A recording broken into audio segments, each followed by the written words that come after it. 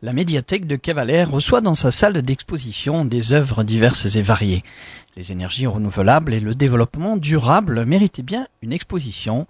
C'est chose faite. Explication de cette exposition.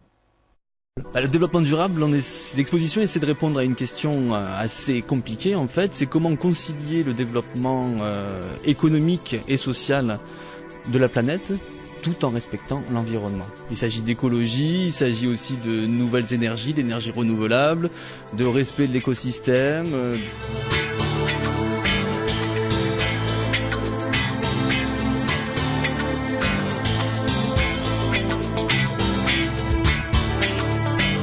Ben justement, là, cette exposition est une exposition plutôt scientifique, donc qui va montrer les apports de la science, justement, dans le développement durable. Donc on parle effectivement de nouvelles énergies qui sont faisables, mais difficilement réalisables. Par exemple, on a l'exemple d'une pile à combustion qui marche donc grâce à l'énergie solaire, mais en fait c'est très difficile à mettre en place puisqu'on sépare des atomes d'hydrogène et d'oxygène, l'hydrogène étant très instable, c'est difficilement applicable dans les véhicules par exemple.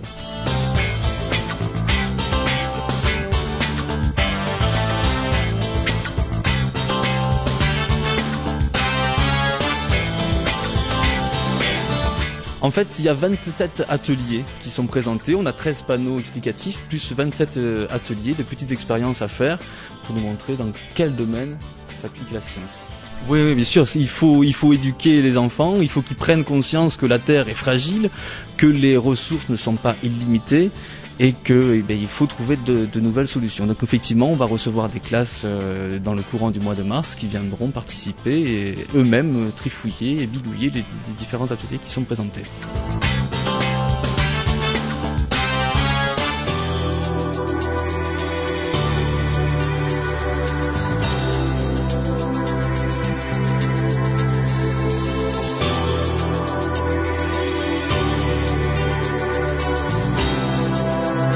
J'ai découvert pas mal de choses et ce qu'on peut dire c'est que c'est une expo qui est pas du tout alarmiste en fait comme on pourrait le croire.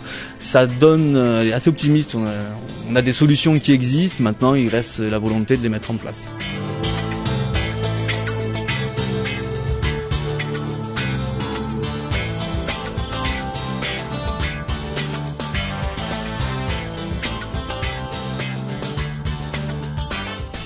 C'est cher, il y a des lobbies aussi qui existent déjà et donc qui sont plutôt contre, par exemple les biocarburants ou des choses comme ça.